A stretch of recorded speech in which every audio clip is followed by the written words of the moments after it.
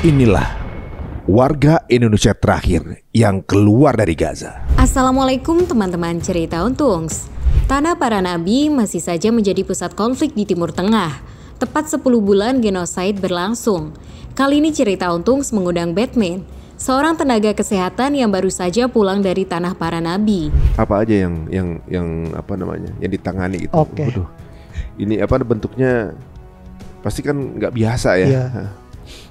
Penanganan di IGD rumah sakit kita di Indonesia sama di rumah sakit kerusuhan itu berbeda. Jadi setiap hari saya melakukan tindakan hekting, jahit luka tanpa anestesi. Dan itu kebanyakan anak-anak cewek. Bahkan saya pernah membantu amputasi tanpa alat medis. Kenapa jadi? Ya kita gunting sewajarnya aja. Astagfirullahaladzim. Batman sempat menyaksikan bagaimana campnya diserang oleh rudal. Astagfirullahaladzim. Ya Allah. Berikanlah kami pertolongan. Dan membagikan pengalamannya bagaimana menangani pasien di tanah konflik. Seperti apa kisahnya? Saksikan kisah lengkapnya hanya di Cerita Untungs.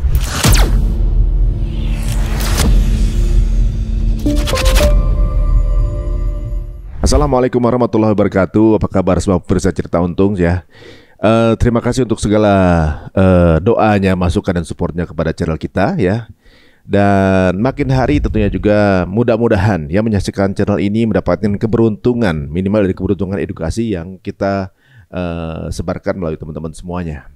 Kita akan dengar salah satu saudara kita yang akhirnya kemudian menyeburkan dirinya ke dalam, mungkin ini adalah wilayah yang paling tidak diinginkan oleh orang berada. Itu karena daerah ini adalah di mana secara rekor dalam 10 tahun terakhir mungkin, atau 20 atau 30 tahun terakhir adalah daerah yang paling banyak dijatuhi bom dan paling banyak jatuh korban. Kita akan ketemu dengan Mas Batman. Assalamualaikum warahmatullahi wabarakatuh. Waalaikumsalam warahmatullahi wabarakatuh.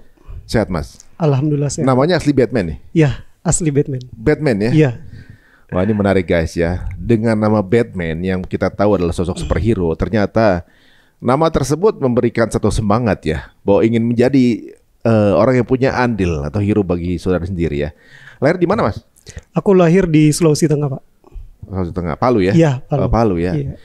Ini kan Bang Batman ini adalah orang Indonesia terakhir yang dievakuasi. Bukan dievakuasi, emang tugasnya selesai ya dari Gaza. Ini bisa ceritain nggak, Bang Batman ini memang sudah lama tugas di sana atau yang memang sengaja menyemplungkan diri? Ceritanya gimana? Oke, kebetulan saya sengaja mencemplungkan diri. Gitu. Jadi sebelum mulai, jadi saya mengucapkan dulu terhadap Mercy Indonesia, karena Mercy Indonesia adalah salah satu jembatan saya untuk masuk ke Gaza Palestina. Jadi sejak tanggal 7 Oktober itu Mercy Indonesia udah buka open recruitment khusus tenaga medis untuk diberangkatkan ke Gaza. Jadi justru setelah konflik? Iya, setelah konflik. Justru setelah konflik terjadi, Mercy mengumumkan akan mengambil rekrutmen, malah daftar. Iya. Ya beda ya, mental emang kalau ingin berada menjadi salah satu jalan pertolongan Allah tuh ya. Berapa orang yang daftar? 374 orang. Masya Allah, 370 orang guys. Malu kita nih kalau cuma nonton doang. Mereka kepengen secara fisik ada di situ. 377 terus kemudian? Itu se-Indonesia ya Pak. Se-Indonesia, terus tiba-tiba di angkatan saya lulus 9 orang. 5 dokter, 4 perawat. Gitu, salah satunya saya. Tapi sebelum itu perjalanannya masih panjang nih. Tapi sebelumnya emang dokter atau perawat? Saya perawat. Perawat sebelumnya? Iya, saya perawat tapi tidak kerja di rumah sakit. Kerja di mana? Saya kerja di dunia migas, pertambangan. Oh sebenarnya kerja di tambang sebenarnya? Iya, kerja di tambang. Sebenarnya kalau secara ekonomi kan semua udah bagus ya. Kenapa malah itu jadi resign atau cuti? Awalnya resign. Resign ya? Iya, karena pada saat mau berangkat itu saya memang udah ada kalau mau diceritain udah nggak kuat dalam arti sampai kapan sih saya harus kerja sama orang. Jadi saya pengen hidup saya itu berguna buat orang lain. Kebetulan Palestina pada saat itu memang lagi gencar-gencarnya kan perang pada saat itu. Tapi kenapa saya lebih memilih untuk ke sana? Saya pikir mungkin ini ada jalan gitu, jalan buat saya untuk setidaknya kalau saya meninggal saya berguna buat orang lain. pikiran saya pada saat itu. Gitu. Tapi pada saat saya apply, saya beberapa kali ditolak.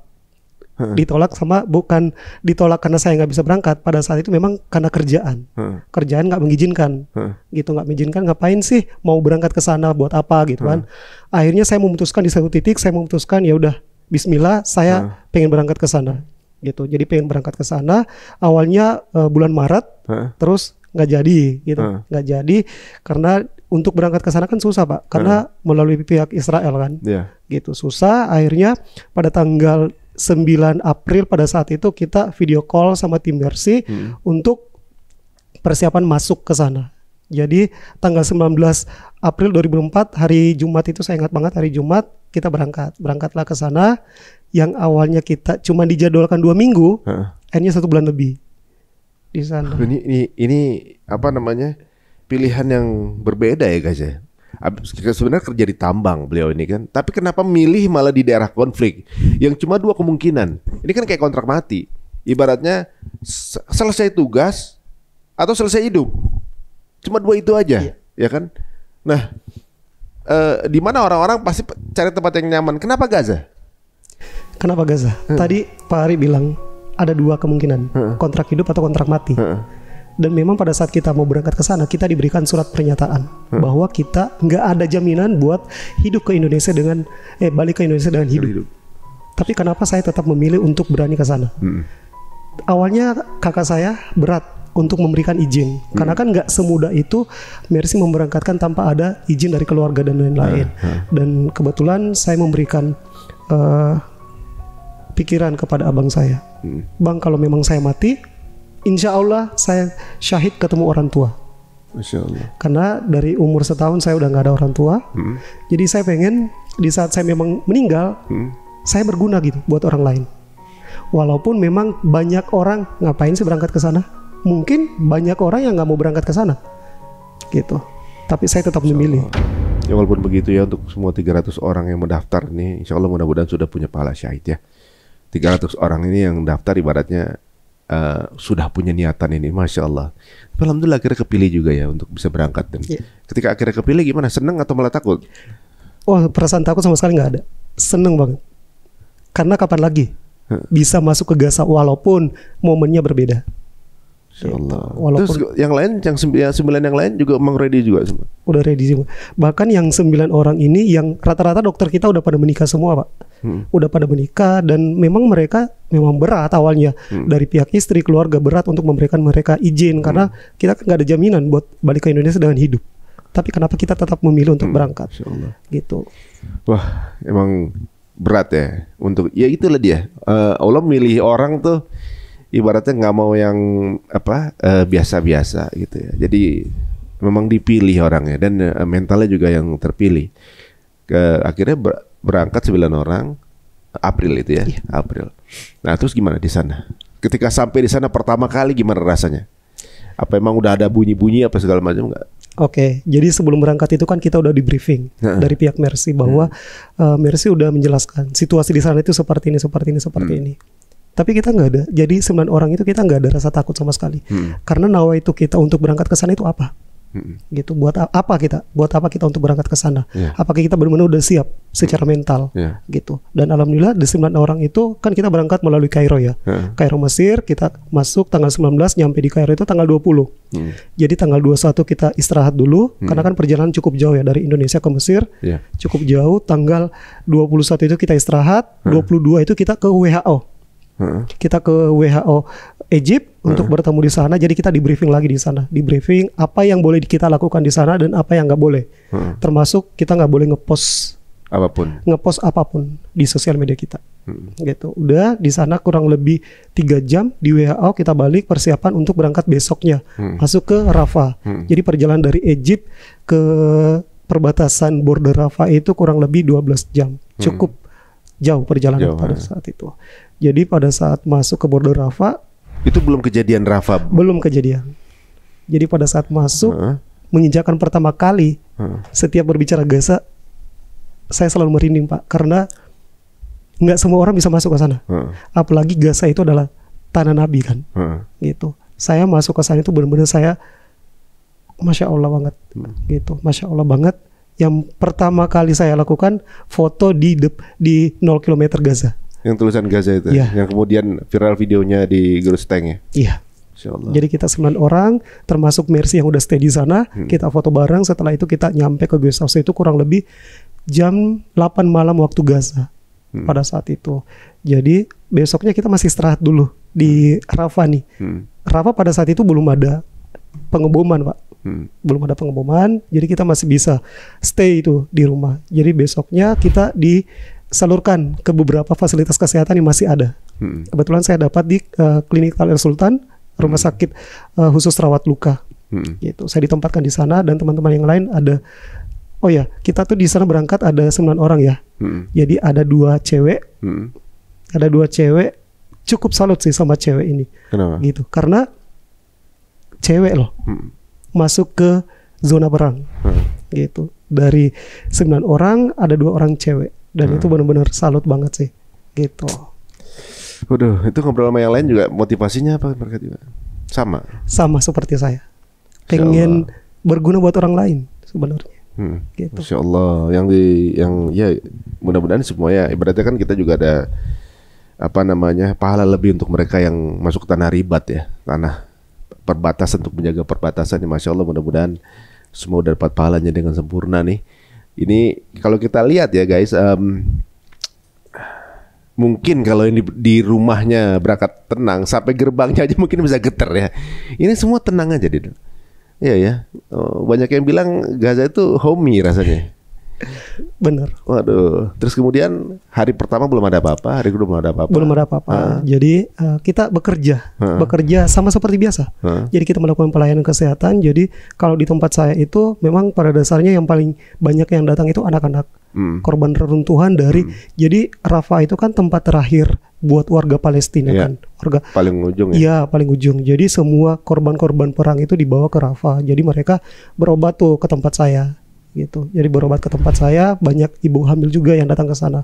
Dan rata-rata yang saya tangani itu luka robek akibat reruntuhan. Gitu. Maksudnya masih robek ya baru. Iya. Lalu itu masih pertama kedua belum ada bom ya? Belum ada bom. Belum ada bom. Masih di penginapan khusus. Iya. Jadi penginapan kita ini bukan penginapan, Pak. Jadi rumah yang disewa oleh Mercy. Jadi rumah ini adalah rumah penduduk yang masih aman, dalam kategori masih aman. Walaupun sebenarnya di daerah Rafah itu nggak ada yang aman. Khususnya di daerah Palestina itu udah nggak ada kata aman. Ya, cuman pada saat itu di daerah Rafah itu masih masuk green zone. Itu zona hijau. Belum, ya waktu itu memang green zone karena semua di situ kan kesepakatannya kan. Oke, itu hari pertama, kedua masih nggak ada masalah. Masih nggak ada masalah. Mulai ada ketegangan hari keberapa? Oke, mulai ada ketegangan itu pada saat bertepatan kita mau keluar, mau exit dari Gaza. Itu tepat di tanggal 6 Mei. Kan tadi saya katakan disclaimer bahwa kita itu ditugaskan cuma 2 minggu, Pak. Dari tanggal 19 April sampai tanggal 6 Mei 2024. Itu 2 minggu kan. Itu. Jadi pada saat tanggal 6 Mei itu kita udah siap-siap nih. Di sana kan jam 4 subuh itu udah terang. Jadi kita udah siap-siap, udah pada habis mandi semua. Tinggal nunggu jemputan mobil untuk ke border. Itu udah siap-siap. Kok setengah 7 belum ada kabar gitu kan. Tiba-tiba jam 7.14 waktu Gaza Palestina kita dapat notif dari WHO bahwa seluruh NGO internasional nggak ada yang bisa keluar. Karena border Rafah udah diduduki oleh pihak Zionis. Tapi nggak kedengeran apa-apa? Kedengeran, Pak. Tapi jauh gitu? Jauh. Sejak tanggal 6 Mei jam 7.14, setelah jam itu suara bom drone itu udah bener-bener terdengar.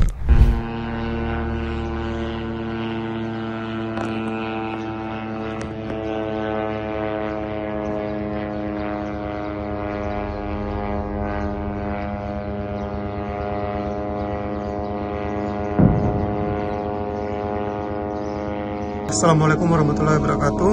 Kembali lagi bersama saya relawan medik Mercy yang ada di kota Rafah, Palestina ya.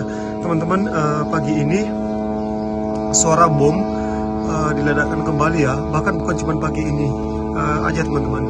Dari semalam itu suara bomnya itu bener-bener intens banget, dibarengi sama suara roket yang dijatuhkan dari udara. Astagfirullahaladzim.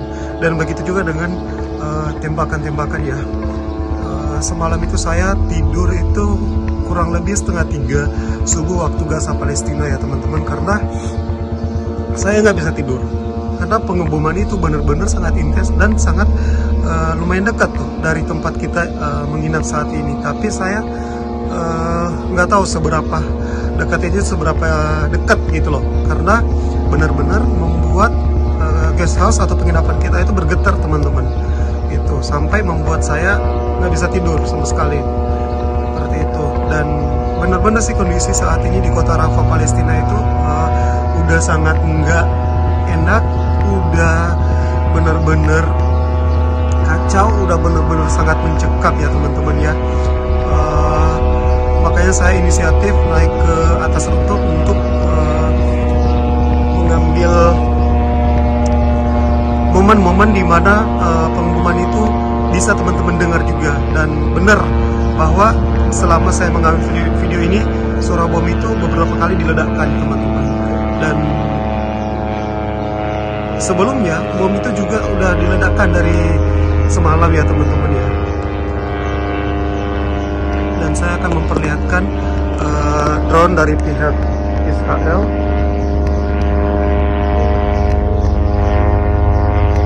Ini ya teman-teman, ini drone tanpa awak ya. Jadi drone ini membawa bahan peledak atau bom ya.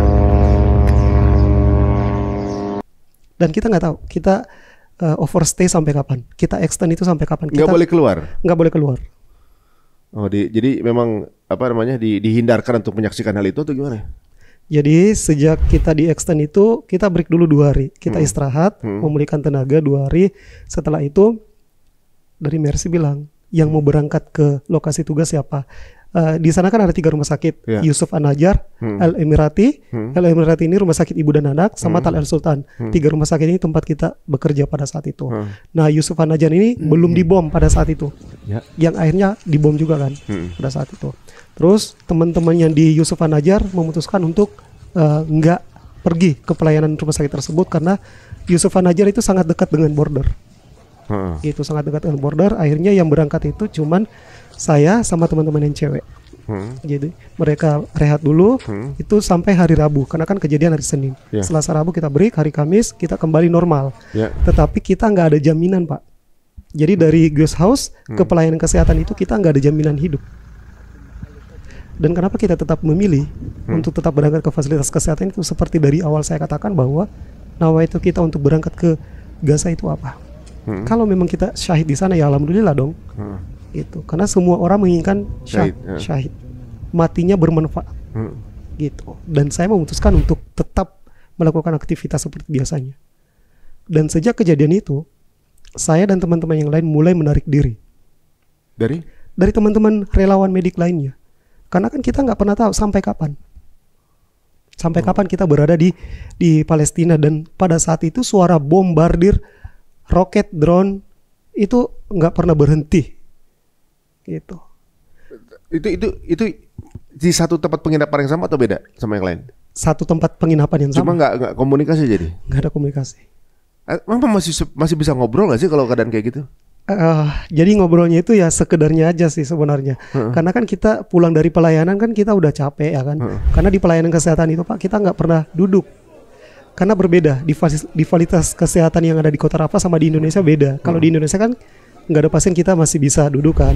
Di sana nggak ada. Jadi dari mulai pertama kita masuk kerja sampai selesai sampai jam 14.00 itu kita nggak ada istirahat sama sekali. Jadi kita balik itu udah capek kan. Apa aja yang apa namanya yang ditangani gitu? Waduh, ini apa bentuknya pasti kan nggak biasa ya. Penanganan di IGD rumah sakit kita di Indonesia sama di rumah sakit kerusuhan itu berbeda. Jadi setiap hari saya melakukan tindakan hekting, jahit luka tanpa anestesi. Dan itu kebanyakan anak-anak cewek. Saya anestesi, ada 3 pengalaman saya, anak umur 8 tahun, 5 tahun sama 7 tahun. Bulu-bulu saya berdiri kalau cerita ini. Saya hekting, saya jelaskan ke bapaknya melalui translator kita karena mereka kan di sana menggunakan bahasa Arab, sedangkan kita kan nggak terlalu ngerti bahasa Arab ya. Kita cuma bahasa Inggris dan mereka juga mohon maaf mereka bahasa Inggrisnya nggak terlalu lancar. Tapi kalau teman-teman medis lokal, alhamdulillah lancar gitu kan. Jadi saya bilang ini mau di hecting atau mau di plester aja. Hecting itu gimana? Hecting itu dijahit. Oke, membentuk lukanya seperti apa? Luka robek dalam Pak, dalam Di banget. tangan gitu ya? Di kepala pada saat itu. Saya jelaskan, ini kalau nggak di hecting akan terjadi pendarahan terus-menerus. Tapi kita mau hecting, kita nggak ada anestesi. Jadi kata bapaknya, nggak perlu di anestesi Pak. Waduh, dalam hati saya parah banget nih kalau nggak di anestesi gitu kan. Ini anak umur 5 tahun. Kata bapaknya bilang gini, luka yang anak saya rasakan nggak seperti luka yang 7 tahun belakang kita rasakan semenjak 7 Oktober. Sakitnya nggak ada apa-apanya. Semenjak bapaknya ngomong situ, sepanjang saya melakukan hecting saya nangis Pak. Karena saya memposisikan diri saya orang tua si bapak ini. Sambil ngeliatin anaknya. Saya hecting dan Masya Allahnya anak ini baca surat Al-Anas, Al-Ikhlas. Astagfirullah.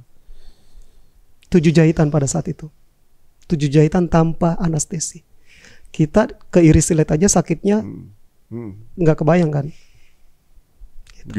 Jarum keluar masuk tanpa anestesi. Cuma anak Gaza yang bisa gitu ya. Dan saya izin untuk memvideokan karena ini langka.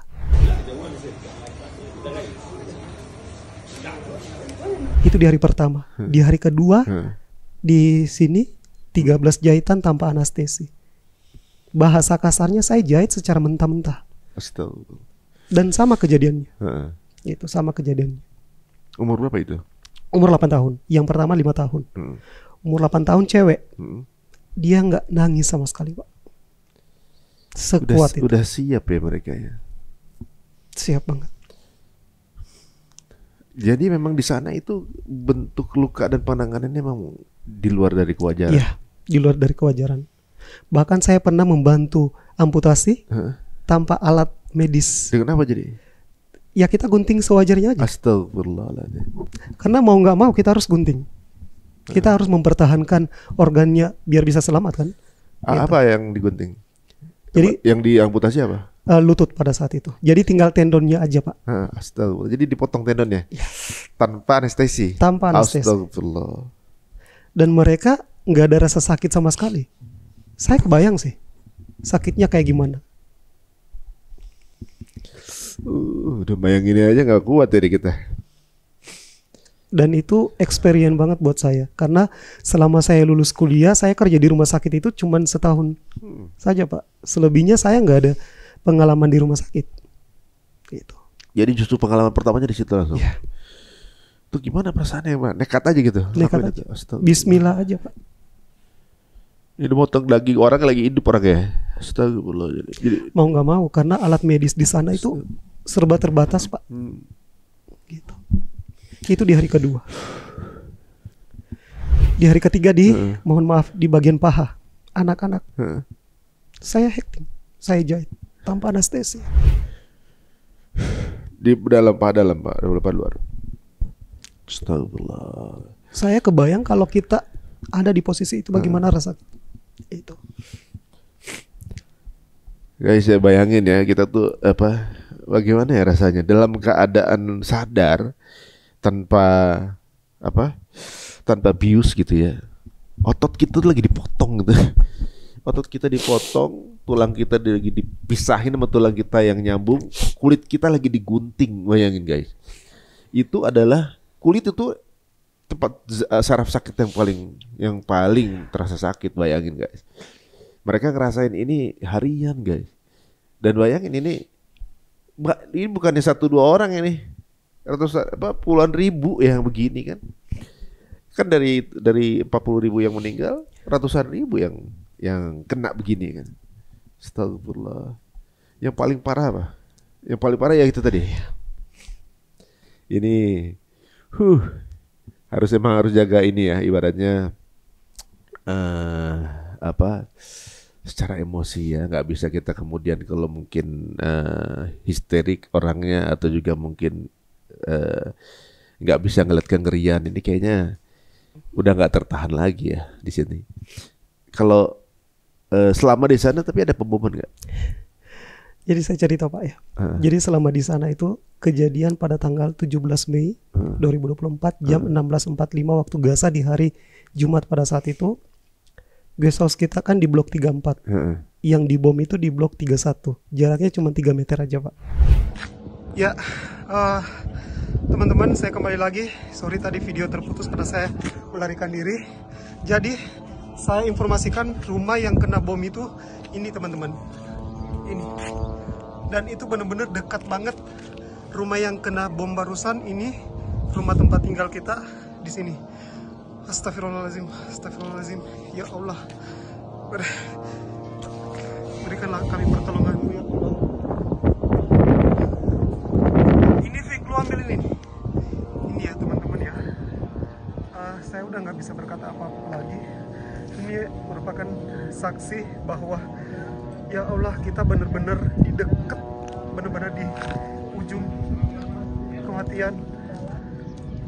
Ini rumah yang kena bom ini, sedangkan rumah tinggal kita di sini. Itu jaraknya cuma satu rumah teman-teman, dekat banget. Tuh pasti ada orang di situ. Pasti ada orang dan kita nggak bisa ke sana teman-teman. Itu rumah sebenarnya masih ada orangnya ya, tapi kita nggak berani untuk ke sana untuk melakukan evakuasi karena itu bukan ranah kita untuk ke sana. Jadi kita tetap mengamankan diri kita sebagai relawan medis. Dan rumah yang dibom itu di hari Jumat, di hari Rabu sebelumnya itu saya sempat makan di situ. Saya sempat makan siang di rumah itu. Kita nggak tahu rumah itu kan apakah itu rumah Hamas atau bukan, kita nggak tahu itu kan. Pada saat pengeboman, saya dan teman saya Sireja, jadi saya disclaimer dulu ya. Jadi semenjak kita batal exit itu, termasuk saya udah jarang ngobrol sama teman-teman yang lain. Jadi saya lebih suka duduk di ayunan karena kan kita punya ayunan tuh di depan. Jadi saya duduk di ayunan ngobrol sama Reja. Tiba-tiba di jam 16.37 itu ada roket yang lewat. Kita kaget dong karena selama berapa minggu itu kita nggak pernah dengar gitu. Ada roket yang lewat. Ja, itu apa gitu kan? Aku bilang kayak gitu. Ja, itu apa? Roket bro, kata dia. Oke, kita masih ngobrol santai kan, kita nggak tahu bahwa ada mau kejadian kan. Tepat 16.45 jatuhlah rudal di rumah yang tempat saya makan di blok 31. Di posisinya lagi di mana pas itu? Di luar. Dan teman-teman yang lain tidur di dalam. Untungnya kamar-kamar kita itu di sebelah kanan. Jadi dinding rumah kita yang sebelah kiri itu hancur, Pak. Masya Allah. Jadi di bangunan yang sama sebenarnya? Di bangunan yang sama. Enggak. Jadi rumah yang rumah sebelahnya berarti? Iya, di sebelahnya. Itu di blok 31, jaraknya cuma 3 meter. Dibayangkan aja 3 meter itu sedekat apa Pak. Dan itu di rudal, rumahnya itu 4 lantai, hancur total. Berapa orang yang meninggal di sana? Kita nggak tahu.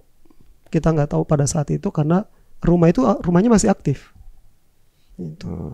Dan kebiasaan orang Gaza itu kalau udah sore itu mereka keluar. Jadi semenjak invasi darat pertama ke kota Rafah di tanggal 6 Mei itu mereka udah keluar sebagian. Mengungsi ke daerah Khan Yunis gitu. Tapi kita masih bertahan di situ karena di situ masih titik aman buat kita para NGO, para relawan medis dari WHO. Jadi semenjak kejadian itu, pengumuman itu, di hari itu juga, di jam itu juga kita harus pindah tanpa koordinasi kemana-mana. Karena nggak ada sinyal Pak pada saat itu, dan pada saat itu complicated banget. Karena benar-benar begitu rumah 31 itu dibom, suara drone tembakan, bahkan suara rudal itu nggak berhenti jatuh di pinggir-pinggir rumah kita. Jadi udah sejak saat itu tuh menyaksikan banget bahwa apa yang saudara-saudara kita rasakan, saya ikut merasakan. Bagaimana kepanikan kita pada saat itu, dan memang benar-benar panik Pak. Kita sebagai medis kan kita baru datang.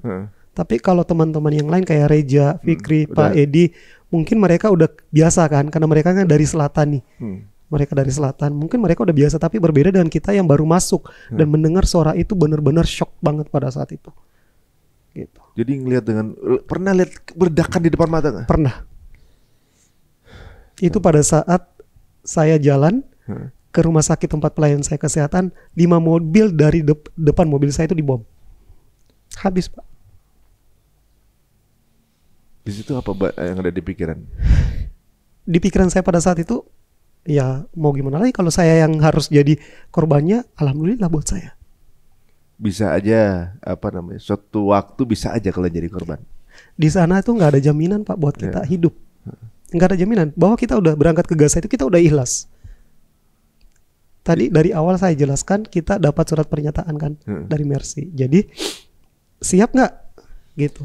Itu warga juga apalagi ya. Warga apalagi. Apalagi ya. Yeah. Tapi nggak ada gitu apa namanya niatan dari warga untuk udah nyerah aja yuk ke Israel. Nggak ada ya. Beda mental ya bang gitu ya. Mereka kuat-kuat Pak. Nah kalau ke kamp pengungsian pernah datang ini? Oke. Dari 9 orang ini kebetulan saya orang yang memang mungkin Allah pilih ya. Mungkin Allah pilih bahwa rumah yang kita kontrak ini kan yang jaga ada anaknya namanya Khalid. Khalid ini ngajak saya. Dia memperhatikan saya. Kok setiap anak ini pulang dari dinas dia selalu duduk di ayunan situ. Si Khalid ini nggak bisa bahasa Inggris, bahasa Arab aja. Jadi kita ngobrolnya itu via Google Translate.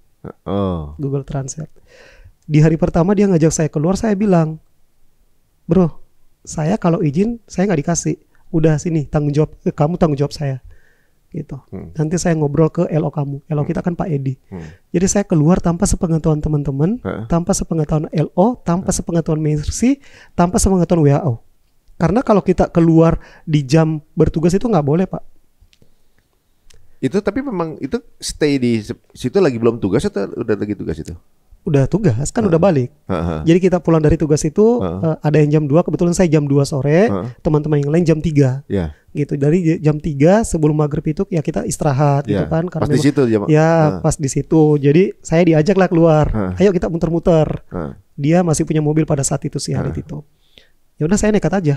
Saya nekat keluar, dalam hati saya ya ini kesempatan buat saya, bukan kesempatan dalam arti yang nggak baik ya. Jadi setelah saya pulang ke Indonesia saya punya cerita nih di luar dari tugas utama saya sebagai paramedis. Gitu. Saya punya cerita. Dan benar pada saat saya keluar saya dibawa di salah satu pengungsian yang memang dekat dari Al-Mawasi. Al-Mawasi itu daerah pinggiran pantai Pak. Saya dibawa sama si Khalid ini. Orangnya lagi masak, yang punya rumah ini lagi masak, dan orang Gaza itu baik, masya Allah baik semuanya. Lagi masak, saya tanya, Khalid dia masak apa? Dia masak kaktus bakar. Astagfirullah. Saking udah nggak ada makanan Pak. Saya pengen ngerasain. Terus Khalid bilang, kamu siap? Insya Allah saya siap. Saya makan kaktus itu, rasanya nggak bisa digambarkan. Kayak apa? Sepet, nggak ada rasa sama sekali, berlendir iya. Kayak lidah buaya sih kalau bisa digambarkan. Gitu. Jadi saya makan itu, masya Allah, ini yang mereka jadi pengganjal perut setiap hari. Kita di Indonesia makan 3 kali 1 masih komplain, disisain dibuang. Kurang bersyukur itu loh kita di Indonesia. Sedangkan mereka di sana, saya ngelihat Pak dengan mata kepala saya sendiri mengutin makanan di pinggir sampah. Saya ngeliatin itu semua. Saya minum air garam, air laut karena kan di sana nggak ada air. Mungkin udah tahu ya bahwa di sana itu perairan itu udah nggak ada. Jadi semua minum air laut, mandi air laut. Saya minum itu Pak. Karena saya pengen ngerasain, oh seperti ini rasanya jadi saudara kita di sana. Berat Pak. Ini saya cerita di luar konteks saya sebagai seorang medis ya. Gitu. Karena ini pengalaman saya juga bahwa saya dipercayakan bahwa saya diajak nih sama teman. Di hari kedua saya diajak lagi. Waduh, ini kalau terus-terusan saya keluar ketahuan saya bakalan dimarah nih. Bukan cuma dari Mercy yang marah saya, dari WHO. Ya amit-amit kalau saya keluar terus mobil saya kena bom, saya meninggal, tanggung jawab siapa? Gitu. Tapi saya tetap nekat Pak. Saya tetap nekat. Saya bilang ke Khalid, kamu punya duit gak? Buat apa? Saya pengen beli coklat. Buat ngebagiin sama anak-anak. Di sana itu susah.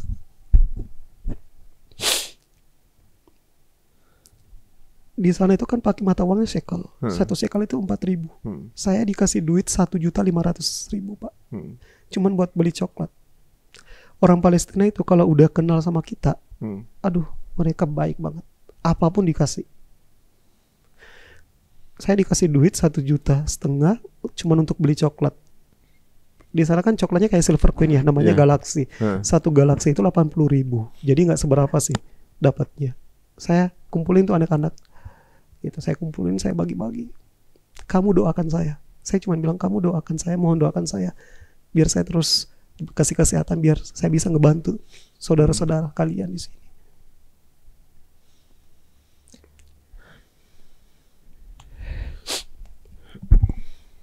Warga di sana itu, tapi masih ada warung ya? Nggak ada Pak. Itu beli di mana coklat? Pinggir-pinggir jalan. Pinggir jalannya. Jadi mereka itu ngejual itu bantuan sebenarnya. Bantuan-bantuan mereka jual karena kan mereka di sana kan memang udah nggak ada perekonomian kan. Iya. Jadi semenjak invasi darat pertama itu pasar-pasar itu udah nggak ada. Tapi sebelum invasi darat pertama itu masih ada pasar dan saya sempat ke pasar 1 kali sama Fikri. Iya. Gitu, sama Fikri, sama driver kita diantar ke pasar untuk belanja mingguan kita. Jadi di sana itu daging 1 kilo daging pada saat itu 980. 1 kilo. Iya. Gitu. Jadi saya pasar tradisionalnya seperti ini gitu. Pasar tradisional di sana itu nggak ada cewek, semuanya cowok. Semua laki ya. Semua laki yang belanja itu. Menjalankan syariah banget ya. Iya. Yang belanja mestinya laki kan. Jadi sebenarnya ada uang juga buat apa ya sana? Soalnya juga nggak bisa transaksi juga. Nggak bisa gitu. transaksi Pak. Ini kita lagi dimurnikan banget ya, maksudnya nggak greedy soal uang gitu, karena uang nggak kepake lagi gitu sana. Di situ udah waktunya untuk saling memberi gitu ya. Nah, jadi dari keluar gitu apa aja yang bisa dilihat selain itu kan, berarti kan ada tahu kalau makannya itu apa sehari-hari untuk ganjal perut. Begitupun mereka masih mau bagi kan. Gitu. Itu pun mereka masih mau berbagi. Sebenarnya mereka itu pengen ngobrol, cuman terkendala sama komunikasi. Yeah. Saya kan nggak bisa bahasa Arab, gitu kan. Yeah. Mereka nggak bisa bahasa Inggris. Jadi cuman melalui teman saya si Halid ini translate, gitu. Mereka itu nggak pernah berharap loh orang Indonesia bisa masuk ke Palestina. Nggak pernah kebayang. Ini nggak pernah kebayang. Mereka malah berharap saudara-saudara mereka negara Arab itu memberikan bantuan. Tapi jangankan bantuan dari negara Arab, jangankan bantuan medis, bantuan logistik makan itu nggak ada Pak. Dari negara Arab sekitar. Iya. Negara-negara sekitar mereka. Jadi selama ini mereka bertahan dari mana? Bantuan dari mana? Bantuan dari negara luar. Seperti Amerika, negara-negara luar lah Pak, negara Eropa. Gitu. Dari Masuknya Jordan. dari? Masuk kan itu di drop dari udara Pak. Oh yang itu. Ya karena kan udah nggak bisa masuk bantuan kan semenjak tanggal 6 Mei itu udah nggak bisa masuk bantuan sama sekali via darat. Gitu. Padahal kan sebenarnya banyak truk yang terbengkalai di luar karena nggak boleh masuk ya. Jadi justru Amerika sendiri yang melarang, tapi yang boleh cuma bantuan dari mereka sendiri. Iya. Wah, sebenarnya ada sesuatu mungkin antara bantuan itu, tapi ya nggak ada pilihan lain. Iya. Nggak ada pilihan lain. Jadi kalau di sana udah berapa kali orang wafat? Kalau ditanya itu udah nggak bisa kehitung Pak. Nah. Di depan mata. Dan saya ngebayang kalau itu keluarga saya. Nah. Di rumah sakit yang dijadiin praktek, sekarang keadaannya gimana? Oh, udah nggak beroperasi Pak. Rumah sakit Yusuf An-Najjar itu di tanggal 25 Mei kalau nggak salah itu udah nggak beroperasi karena dibom. El Emirati juga udah nggak beroperasi. Tal El Sultan tempat saya udah nggak beroperasi karena kan itu di daerah kota Rafah ya. Sekarang itu udah semua diungsikan ke daerah Al-Mawasi, Khan Yunis di pinggiran pantai. Seperti itu. Jadi udah nggak ada pelayanan. Jadi yang ada sekarang itu tinggal klinik-klinik yang dibuat secara massal gitu loh Pak. Gitu. Jadi kalau misalnya mereka ada yang misalnya kejadian kayak gitu ya, misalnya kena bom apa segala macam, itu lari kemana? Ke klinik? Ke klinik. Jadi sebenarnya ada berapa sekarang jumlah rumah sakit di sana? Di sana masih ada Al-Aqsa, An-Nazar, itu masih beroperasi sekarang. Tapi sebelumnya kan mereka dibom. Rumah sakitnya sebelumnya dibom. Tapi masih diperbaiki. Gitu. Diperbaiki. Ya sampai sekarang masih ada rumah sakit itu, beberapa rumah sakit itu sih di sana. Bagaimana dengan rumah sakit Indonesia yang dibangun Mercy? Rumah sakit Indonesia yang sebelumnya diduduki oleh pihak Israel dibakar. Alhamdulillah sekarang tim IMT 5 sekarang udah masuk. Alhamdulillah mereka udah masuk ke rumah sakit itu untuk memperbaiki fasilitas yang ada di dalam. gitu. Karena mereka sendiri menduduki rumah sakit tersebut mau cari-cari fitnah mengenai terowongan nggak ketemu juga kan? Iya, benar. Kita pernah bahas di sini aja sampai kita buka itu dananya emang nggak ada gitu ya. Ini yang menjadi fitnah dan nggak terbukti. Kalau ada pasti udah disebarin sampai sekarang. Dan di situ bagaimana mereka secara zolim perlakukan saudara kita yang berada di sana gitu ya. Luar biasa zolimnya. Emang yang dilawan ini iblis ya sebenarnya, bukan manusia lagi gitu ya. Itu menjadi saksi orang banyak meninggal, orang banyak luka-luka, orang banyak ya begitulah bentuknya udah nggak normal lagi. Itu kan pasti mempengaruhi mental ya. Karena kebanyakan tentara yang berada di medan perang itu kena PTSD kan. Kalau kamu gimana? Semenjak balik dari sana, mental saya terganggu, Pak. Mental saya terganggu, benar-benar terganggu. Dan saya sempat berkonsultasi sama dokter spesialis psikiatrik di RSCM.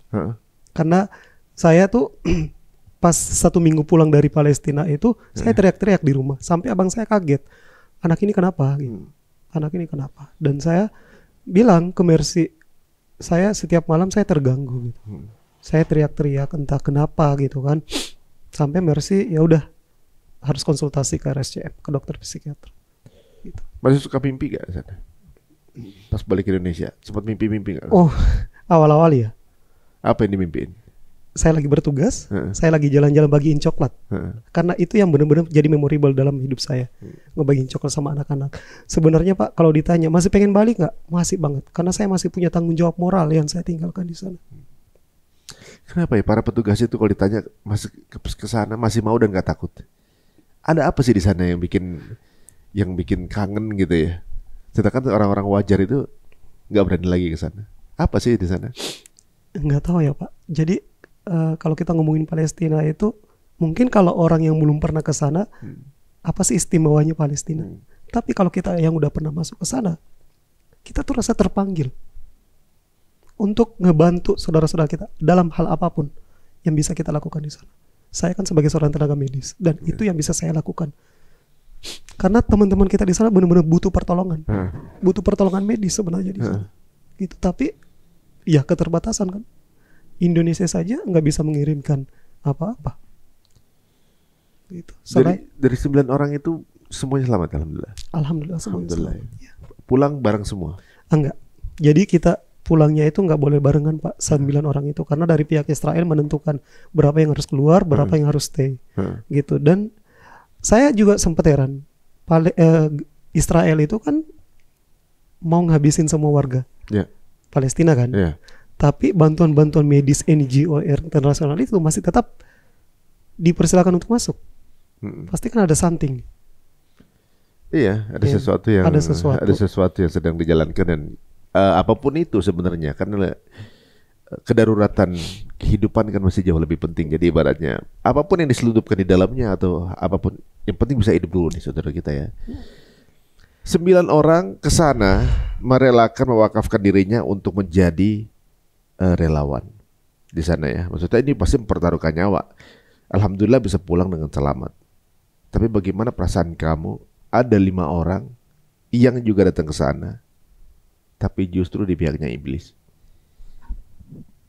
Mereka dengar beritanya nggak?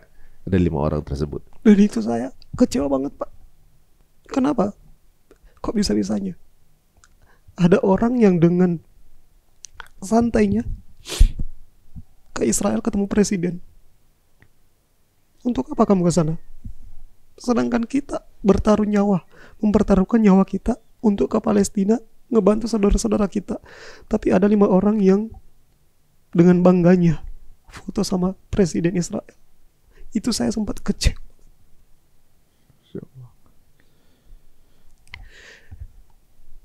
Sampai kalau saya ditanya, kamu masih pengen balik ke sana? Ya. Karena saya masih banyak tanggung jawab moral yang harus saya jalankan di sana. Dan saya cerita Pak, saya mungkin satu-satunya relawan di angkatan saya yang dimasukkan dalam grup Telegram di Palestina. Jadi setiap hari itu saya tahu update yang di sana itu apa aja. Dan mereka minta tolong ke saya bahwa mereka selalu ngirim video ke saya. Video ini tolong kamu up di Instagram kamu. Kamu sebagai jembatan kita di negara kamu. Karena seperti yang kita cerita tadi, kita nggak pernah expect bahwa Indonesia mengirimkan bantuan medis secara fisik. Kita nggak pernah expect itu. Dan benar pada saat kita perpisahan di tempat saya bekerja, bertugas, kita nangis semua, Pak. Mereka berat ngelepasin kita, gitu. Karena kekeluargaan itu kita semua Palestina. Cuma sebulan aja udah bondingnya kayak gitu. Teman-teman relawan medis lokal, Pak, setiap hari mereka tuh kesusahan makan. Tapi mereka, ada teman saya namanya Hasan.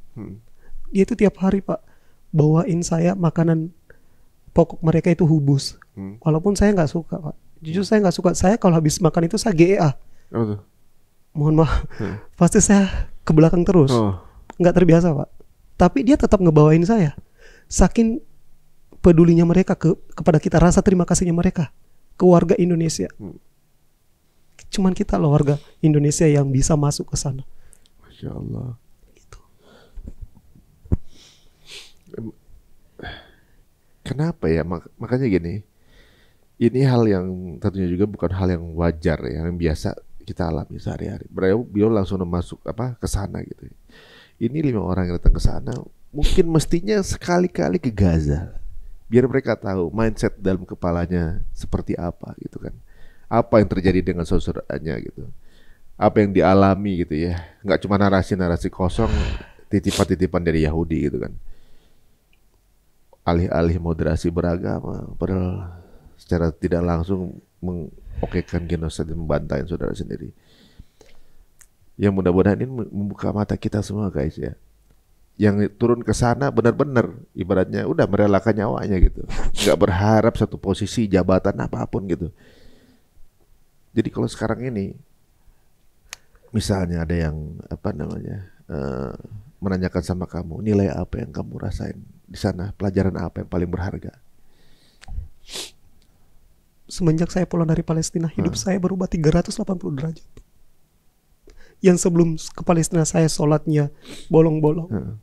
Saya Muslim tapi bukan Muslim pada umumnya. Karena saya dituntut sama pekerjaan. Apalagi saya bekerja di laut. Di perusahaan migas. Ya itu. Dan memang dari 9 orang itu banyak medis yang imannya bagus, agamanya bagus selain saya. Tapi kenapa Allah memilih saya?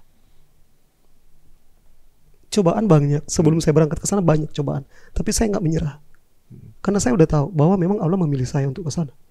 Dan setelah pulang dari sana, alhamdulillah sedikit demi sedikit saya memperbaiki diri saya. Karena saya tahu cepat atau lambat kita pasti akan kembali. Dan kita nggak pernah tahu kita kembali dalam keadaan apa. Kita kembali apakah kita bermanfaat buat orang lain. Dan mungkin manfaat yang saya lakukan kemarin itu bisa menjadi penebus dosa saya 28 tahun kemarin. Masya Allah. Bahkan saya sangat berharap, Pak, saya syahid di sana. Karena saya pengen ketemu sama orang tua saya. Saya sangat kangen sama orang tua saya. Dan mungkin mereka sangat bangga ngelihat anaknya. Ya mudah-mudahan jadi investasi buat orang tua ya, insya Allah. Jadi sekarang ini kita banyak ketidaknyamanan mungkin ya yang kita rasain sekarang. Entah lauknya kurang menarik, lauknya kurang enak, nggak ada internet, listrik mati. Aduh, itu masalah sepele ya. Nah, itu saudara kita lebih parah lagi dan mereka masih tetap bersaudara sama kita, nawarin makanan.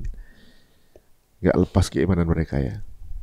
Bagaimana hubungan kamu sama NGO lain luar Indonesia? Sangat baik. Mereka semua dengan ini yang sama, niat yang sama. Dari negara mana aja? Saya berteman sama negara Amerika, sama Jerman. Karena kebetulan Pak, nama saya kan unik nih. Dan mereka nggak pernah percaya nama saya ini. Makanya nama saya itu kadang saya malu.